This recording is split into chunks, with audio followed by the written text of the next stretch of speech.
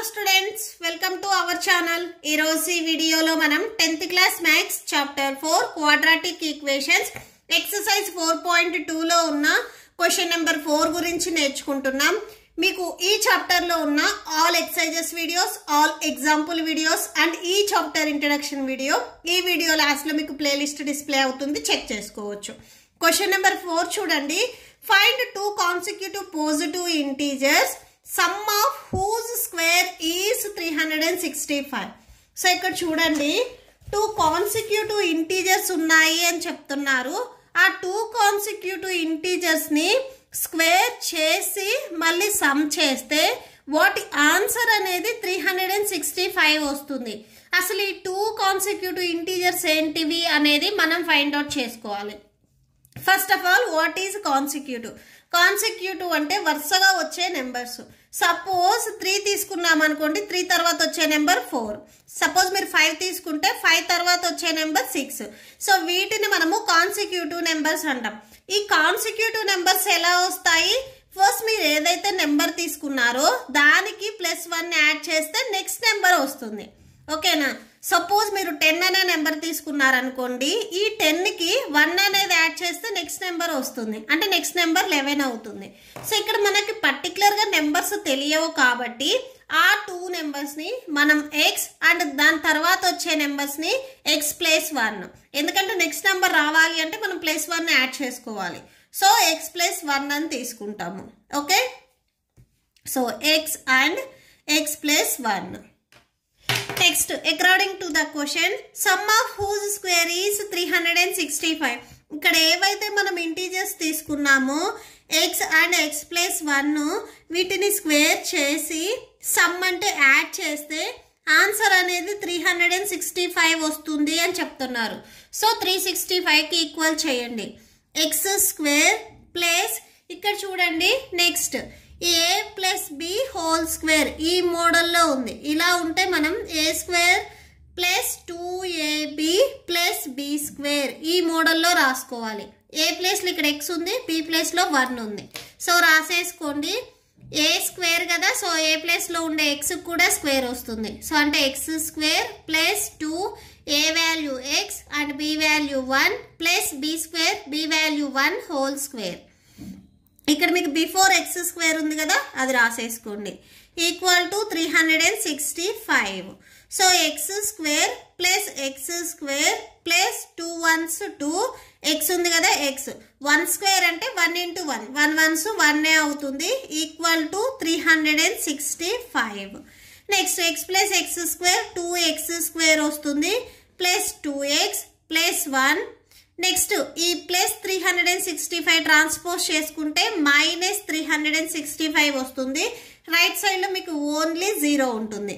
అంటే 2x square + 2x, ఈ వాల్యూలో నుంచి 1 సబ్ట్రాక్షన్ చేయండి, 264 ఈక్వల్ టు 0 వస్తుంది. నెక్స్ట్ ఈ 3 టర్మ్స్ లో నుంచి మనం 2ని కామన్ తీయొచ్చు. ఓకే, సో 2ని కామన్ తీస్తే ఎక్స్ స్క్వేర్, ఇక్కడ కూడా ఎక్స్ లో 2 అవుట్ సైడ్ రాసామంటే ఇక్కడ ఓన్లీ ఎక్స్ ఉంటుంది, మైనస్ సెకండ్ టేబుల్లో మీకు 364 ఎప్పుడు వస్తుంది చెక్ చేయండి. 182s 364 వస్తుంది. సో 182 రాసుకోండి equal to 0. So x square + X -182, ఇక్కడ ఈ 2 అనేది మల్టిప్లికేషన్ లో ఉంది, ట్రాన్స్పోజ్ చేసుకుంటే డివిజన్ లోకి వెళ్తుంది. సో 0/2 అంటే 0 వచ్చేస్తుంది. So x square + X -182 equal to 0. So ఇప్పుడు మనకి క్వాడ్రాటిక్ ఈక్వేషన్ వచ్చింది. ఈ మిడ్ టర్మ్ వచ్చేసరికి ఇక్కడ +x ఉంది. మీరు ఏవైనా కానీ 2 వాల్యూస్ ని ఎడిషన్ ఆర్ సబ్ట్రాక్షన్ చేస్తే +x రావాలి. సేమ్ అదే 2 వాల్యూస్ ని మీరు మల్టిప్లై చేస్తే ఇక్కడ చూడండి -182, ఫస్ట్ టర్మ్ వచ్చేసరికి ఎక్స్ స్క్వేర్ ఉంది కాబట్టి -182 ఎక్స్ స్క్వేర్ రావాలి. ఆ 2 టర్మ్స్ ఏంటివి అంటే 14x అండ్ 13x. ఇక్కడ +x రావాలి కాబట్టి ఈ 2 టర్మ్స్ లో దేనికి ఒకదానికి మీకు మైనస్ అనేది ఉండాలి. సో 13కి మైనస్ పెట్టుకున్నట్లయితే 14x లో నుంచి 13x ని సబ్ట్రాక్షన్ చేస్తే ఇప్పుడు ఓన్లీ +x ఉంటుంది. నెక్స్ట్ 14x - 13x ని మల్టిప్లై చేయండి. ఓకే, సో 14 13 182 మైనస్ ఉంది minus X into X X square. So అంటే ఈ ప్లస్ ఎక్స్ను మనం ఎలా స్ప్లిట్ చేసుకోవచ్చు? Plus 14x minus 13x minus 182 equal to 0. So ఇలా స్ప్లిట్ చేసుకోవచ్చు. ఓకే, ఫస్ట్ ఈ 2 టర్మ్స్ నుంచి ఎక్స్ని కామన్ తీయండి. ఎక్స్ స్క్వేర్లో 1x అవుట్ సైడ్ రాస్తే ఓన్లీ ఎక్స్ ఉంటుంది. నెక్స్ట్ ప్లస్ 14xలో ఎక్స్ అవుట్ సైడ్కి వెళ్ళిపోతే ఇక్కడ మీకు ఓన్లీ 14 ఉంటుంది. సెకండ్ బ్రాకెట్లో కూడా మీకు ఎక్స్ ప్లస్ 14 వచ్చేటట్లుగా మీరు కామన్ తీయాలి. అంటే ఏ వాల్యూని కామన్ తీసుకోవాలి? మైనస్ 13ని కామన్ తీయాలి. ఎందుకంటే ఇక్కడ ఎక్స్కి కోఎఫిషియంట్ 13 ఉంది. సో 13ని కామన్ తీసినట్లయితే 13 ఇంటూ ఎక్స్ 13x అవుతుంది. Minus into plus minus 13 14 182. Okay, so equal to 0. Next ఈ 2 బ్రాకెట్లో వాల్యూస్ అనేవి సేమ్ ఉన్నాయి కాబట్టి ఇవి సింగిల్ టైం రాసుకోండి. X plus 14, so X plus 14 and next చూడండి ఈ బ్రాకెట్కి బిఫోర్ ఉన్నాయి చూడండి, ఇక్కడ ఎక్స్ ఉంది, ఇక్కడ మైనస్ 13 ఉంది. అవి సెకండ్ బ్రాకెట్లో రాసుకోండి equal to 0.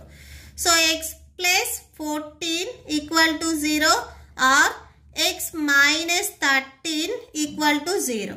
So x equal to plus 14 మీరు ట్రాన్స్పోజ్ చేసుకుంటే మైనస్ 14 అవుతుంది. అండ్ నెక్స్ట్ ఇక్కడ మైనస్ 13 ఉంది, ట్రాన్స్పోజ్ చేసుకుంటే ప్లస్ 13 అవుతుంది. ఒకసారి మీరు క్వశ్చన్ అబ్జర్వ్ చేయండి.